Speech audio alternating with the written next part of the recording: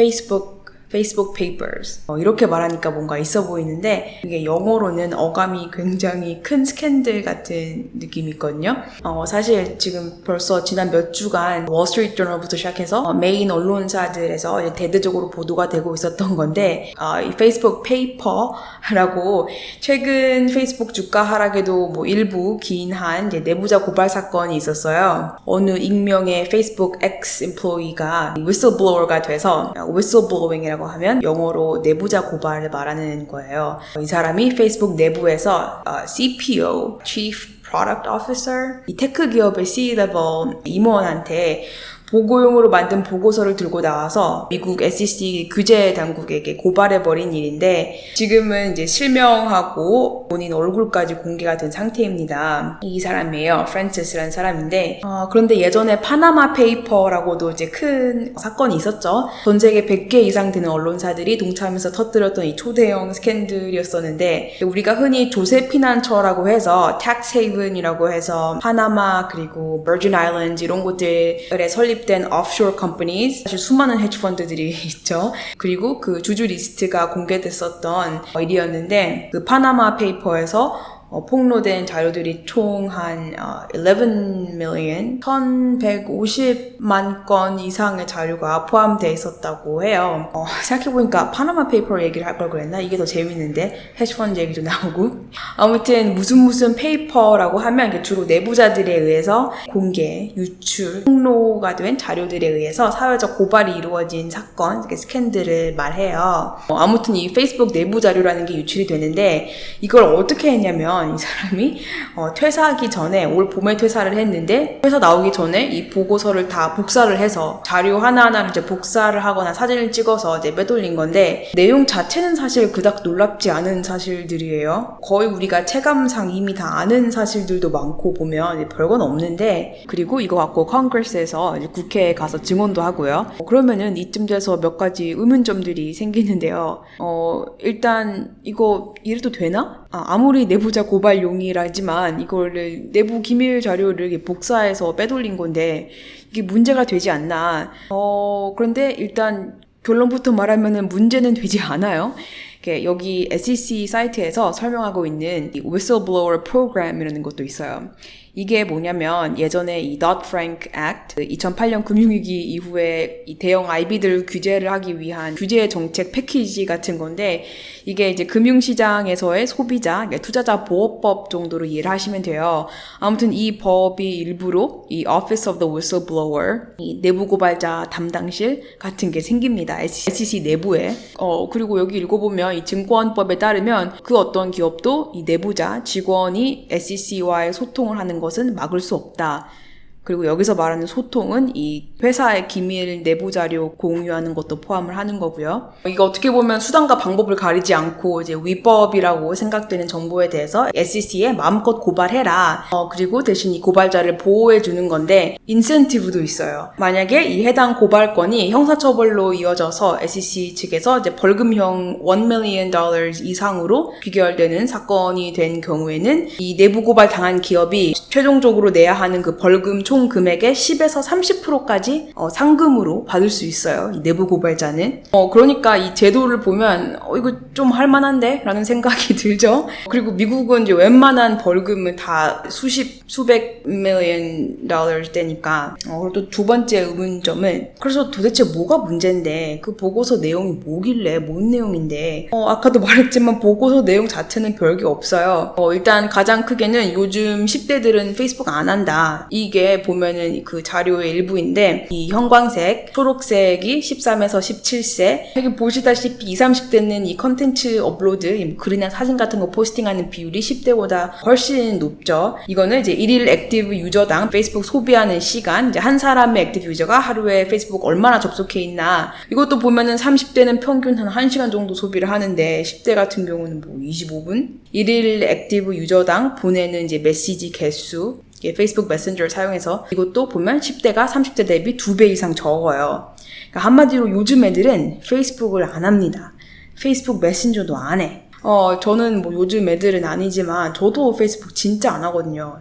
아무튼 이 내부 고발자가 말하는 문제는 페이스북의 비즈니스 모델은 결국에는 이 광고 수익이기 때문에 이 user growth, 이 number of active users가 가장 중요한 지표인데 얼마나 많은 유저들이 사용하는가, 특히 젊은 세대 10대, 20대가 얼마나 많이 사용하는가. 왜냐면 그들이 트렌드 세터이고 광고주들이 중요하게 생각을 하니까. 그런데 이렇게 급감하는 이 젊은 유저층에 대한 수치를 제대로 공개하지 않았다. 이건 정말 이 기업의 long-term 수익 모델에 충분히 악영향을 미칠 수 있는 요소들인데 광고주들 따라서 투자자들에게 의도적으로 숨긴 게 됐다. 따라서 이거는 명백한 증권법 위반이다 라는 건데 일단 뭐 틀린 말은 아니에요. SEC 증권법상 이 public company는 주가에 영향을 조금이라도 미치는 이 투자자들의 알 권리가 굉장히 중요하기 때문에 이 material information이라고 여겨지는 모든 정보에 대한 공개 의무가 있어요. 이걸 위반하면 불법이 맞긴 맞아요. 그러면은 이제 이 정보의 materiality에 대한 논란은 항상 있는데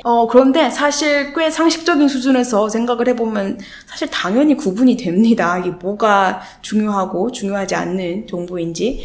그리고 이 퍼블릭 컴퍼니 경영진은 이 주주들과의 투명한 커뮤니케이션이 중요하기 때문에 조금이라도 misleading statement을 하는 것도 안 돼요. CEO가 하는 말 하나하나가 주가에 영향을 미치고 이 모든 스테이트먼트들이 다 public disclosure에 해당이 되기 때문에 그래서 이 내부 고발자가 말하기를 마크 저커버그 CEO는 자기가 누누이 강조하는 이 사회적 책임, 이 social responsibility라는 이 대의명분 이런 게 사실은 허울뿐이고 페이스북 내부 정책도 전혀 일관되지 못하다. 예를 들어서 지난 몇 년간 페이스북이 이제 알고리즘을 바꿨는데 유저들 간의 유대를 강화시키고 그리고 건강한 소셜 네트워크를 지향하면서 그런 알고리즘으로 바꿨다고는 하는데 오히려 그 이후 이 유저들 간의 양극화나 헤이트 스피치, 남발 이런 부작용만 극대화되고 그리고 이 모든 것들을 알면서도 아무런 조치를 취하고 있지 않다. 오히려 냅두는 게 유저 유입이라든지 유저들이 페이스북 앱에서의 소비 시간이 길어지기 때문에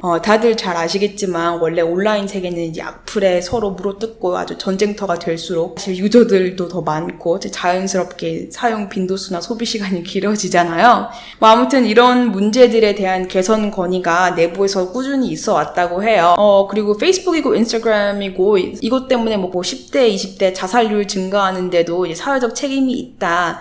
라고 주장하기도 합니다. 이 내부 고발자가 이 페이스북이 사회적 책임까지 져야 하는 기업인가 라고 한다면 그럴 만한 기업이긴 하죠. 지금 시총 $890 billion 거의 이제 1조 달러 되는 사실 9월까지만 해도 $1 trillion, 1조 달러 시총이 넘었었는데 최근에 이제 테슬라 때문에 한 칸 밀려나서 지금은 이제 6위가 됐어요. 그리고 뭐 논란이 많지만 어쨌든 아직까지도 전 세계에 28억 명의 유저들이 있고 현재 인터넷 사용 인구의 한 60% 이상이 되는 수거든요. 그럼 또 이제 드는 생각이 아니 뭐 그래서 어쩌라고. 중요한 건 이 페이스북 주식은 어떻게 되는 건가? 페이스북 페이퍼즈라는 게 처음 보도가 되면서 10월 초에 주가가 좀 빠지긴 했는데 사실 그쯤에서 여러 가지 문제가 많았어요. 이 내부자 고발 건도 있었고 그리고 앱 플랫폼 전체적으로 이제 버그 계속 발생한 것도 있었고 여러 가지 악재들이 있었는데 지금 차트를 보면 지난 8월 말경에 한번 고점을 찍고 그 후로 한 20% 빠졌는데 어제 실적 발표가 있었죠. 어제 페이스북 earnings를 보면 사실 뭐 나쁘진 않았지만 그동안의 악재들을 다 뒤엎을 만큼의 실적은 아니었거든요. 참고로 이 페이스북 earnings는 읽기가 굉장히 쉬워요. 이 기업은 페이스북 같은 경우는 이 주요 밸류 드라이버가 몇 개 없기 때문에 이 수치들하고 여기 애널리스트 컨센서스 수치들하고 비교해 봤을 때 얼마나 잘 나왔나 그 정도만 보면 되거든요. 이게 비즈니스 모델이 복잡한 기업이 전혀 아니기 때문에 all you have to look at is EPS. 이거는 뭐 살짝 earnings beat 한 거고, 그리고 이제 revenue 뭐 매출 보고, 그 다음에 이제 페이스북 같은 중요한 수치들, 이 daily active users, 뭐 일평균 액티브 유저 수, 그리고 monthly active users 월 평균, 그리고 이 ARPU. 이거는 이제 이런 온라인 테크 기업들 주요 이제 수익 지표로 유명하니까 익숙하실 텐데 이렇게 보면은 뭐 나쁘지 않게 나왔어요. 그냥 나쁘지 않은 수준이었기 때문에 오늘 주식이 좀 많이 떨어졌는데 근데 이런 수치들 말고 이번 실적 발표 때 좀 특이했던 내용은 마크 저커버그 요즘 이 메타버스 완전히 꽂혀가지고 다음 분기부터는 페이스북 리얼리티 랩스라고 해서 이 AR, VR, 증강현실, 버추얼 리얼리티 이 비즈니스 사업 부분을 따로 분리해서 앞으로는 이 실적까지 따로 분리 보고하는 이 separate financials를 공시하겠다고 해요. 다음 분기부터.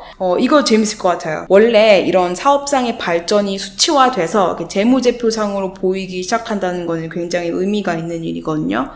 애널리스트들한테만 재미있을 수도 있지만 아무튼 이렇게 내부자 고발건에 심심하면 다운되질 않나, 각종 버그에, 그리고 이렇게 전체적으로 여론까지 좀 안 좋아져서 지금 SEC하고 미국 이제 의회에서 조사에 들어갔을 뿐만 아니라 지금 다른 소셜미디어 기업들까지 페이스북을 손절하려고 합니다. 이것 봐, 유튜브, 틱톡, 스냅챗 할 것 없이 다들 우리는 페이스북하고 다르다고, 우리의 알고리즘은 괜찮고 우리는 좀 건강한 소셜미디어야 라고 자기들 건 다 괜찮다고 우기고 있어요 지금. 근데 이 모든 걸 다 떠나서 정말 그냥 일개 개인으로서, 일반 유저로서 이 페이스북에 대한 평을 좀 해보자면 어디까지나 주관적인. 일단 제가 처음 페이스북을 만들었을 때가 2007년이었거든요. 제가 대학생, 신입생 때. 그때 정말 핫했죠. 이제 페이스북 처음 만들어진 거는 2004년도에 하버드 기숙사 방구석에서 만들어졌다고는 하는데, 사실상 이제 인기가 폭발적으로 성장하고 막 완전 핫했을 때가 2006년에서 7년이 아니었나 하거든요. 그때부터 제대로 뜨기 시작했는데, 그때 대단했죠. 다들 이제 페이스북 하느라 공부는 안 하고 하루 내내 페이스북만 보고 있고. 그런데 그때의 페이스북하고 지금의 페이스북은 굉장히 많이 다른 것 같아요. 이건 거의 아예 다른 플랫폼이 된 수준인데, 이제 결정적으로 소셜 미디어라고 하잖아요. 그럼 기본적으로 일단 소셜 해야 되고, 그리고 미디어로서의 기능도 해야 되는데, 지금의 페이스북을 보면은 사실 그닥 소셜하지도 않고 미디어 같지도 않아요. 소셜하지 않은 이유는 제가 보기에는 이게 정보의 편식을 강화시키는 듯한 이런 이상한 알고리즘, 확증 편향이라고 하죠. 참고로 이거 투자할 때도 조심해야 되는 것 중에 하나인데, 이 confirmation bias라고. 아무튼 이 페이스북 알고리즘 이 특성상 성향이 비슷한 사람들끼리 이렇게 뭉쳐서 그 안에서 이렇게 점점 자신들의 이 belief system을 강화시키는 그런 극단적인 커뮤니티가 형성이 되는 경향이 있는데, 그 문제는 이게 자기들끼리 북치고 장구치고 하면 그나마 아직 괜찮은데, 이게 조금이라도 자기와 반대되는 성향의 유저 혹은 커뮤니티를 보면 아주 달려들어가지고 매장을 시키는. 웃긴 게, 이게 페이스북이 기본적으로 실명 공개이기 때문에 이런 것들이 덜 할 것 같은데 아이러니하게도 온갖 악플들이 난무하고 쌍욕들 이런 거 필터가 없어서, 그리고 이제 섹슈얼한 컨텐츠도 그렇고, 이게 유튜브나 구글을 보면 기본적으로 성적인 단어나 비속어 조금만 비슷한 단어들이라고 해도 어느 정도는 자체 필터링이 되긴 하거든요. 그마저도 유튜버들은 볼 수 있지만 적어도 공개적으로는 보이지 않으니까. 페이스북은 이런 자체적인 필터 기능도 없고 그냥 냅두는 거는 혐오를 재생산하는 데 일조하는 것이기 때문에 문제가 되고 있는 건데, 이 연방 정부 차원에서 어느 정도 규제를 해야 한다라는 말이 나오고 있기도 합니다. 그리고 또 다른 거는 폐쇄적인 플랫폼의 문제인데요. 이게 정말 개인적으로 너무 짜증나는 게, 구글에서 검색이 안 돼요. 이 검색 엔진에서 컨텐츠가 검색이 안 되는 순간 이 공유 플랫폼으로서의 이 소셜 네트워크로서의 기능이 없어지는 건데, 유일한 방법은 페이스북 내에서 이제 검색을 하는 방법인데, 근데 또 이거는 한국에 있는 지인들이 알려준 건데, 한국에서는 페이스북 자체적으로 검색도 안 된다고 하네요. 아무튼 이렇게 플랫폼이 폐쇄적이야. 어떤 컨텐츠도 이 페이스북 안에서만 돌고 도는 것 자체가 문제인데, 이 소셜 미디어라는 게 이제 크로스 플랫폼으로 공유가 돼야지 상식적으로 좀 말이 되는 것 같은데 참 아이러니합니다. 근데 웃긴 게 또 광고 페이지는 접근이 가능하더라고, 외부에서. 그리고 마지막으로 이 메신저, 이 페이스북 메신저 강매하는 거. 몰라, 이것도 개인적인 걸 수 있어. 저는 일단 페이스북 앱도 없고 페이스북 메신저도 당연히 없어요. 그런데 이게 언젠가부터는 페이스북 메시지들을 데스크탑에서도 확인을 못하게 되어버렸는데, 확인하려면 무조건 그 메신저 앱을 깔아야 되잖아요. 아니, 그리고 더 짜증나는 건 이 페이스북 메시지 안 읽었다고 이 빨간색으로 이 노티피케이션 뜨는 거, 숫자랑. 그래서 저희 솔루션도 아니지만 이젠 정말 오기가 생겨서 누가 이기나 보자. 그래서 저는 지금 확인 안 한 페이스북 이 메시지들이 한 1000개 정도 되는 것 같아요. 너무 많은 세월이 흘러버려서 이제 어색한 메시지들이 너무 많아. 이제 와서 읽을 수도 없어. 더 어색해. 그래서 그냥 냅두고 있어요. 그리고 이제 그 외에 문제가 되는 것들이 많은데 페이스북 아니면 인스타그램 너무 많이 사용해서 이 상대적인 박탈감을 못 이기고 자살을 한다던가, 자살까지는 모르겠지만 사실 뭐 그런 것들 너무 많이 하면 자신의 삶에 뭐 나름 만족하면서 살던 사람들조차도 이 다른 사람들의 이 꾸며낸 허세용 포스트들에 세뇌를 당해서 어느 순간부터 자기도 모르는 사이에 얼떨결에 비참해지는 이런 느낌을 받는, 그리고 뭐 너무 정치적으로 편향된 포스트들이라던가 가짜뉴스, 광고, 각종 이 찌라시들 도배되어 있고 이 뉴스피드엔 원치도 않은 것들이 있고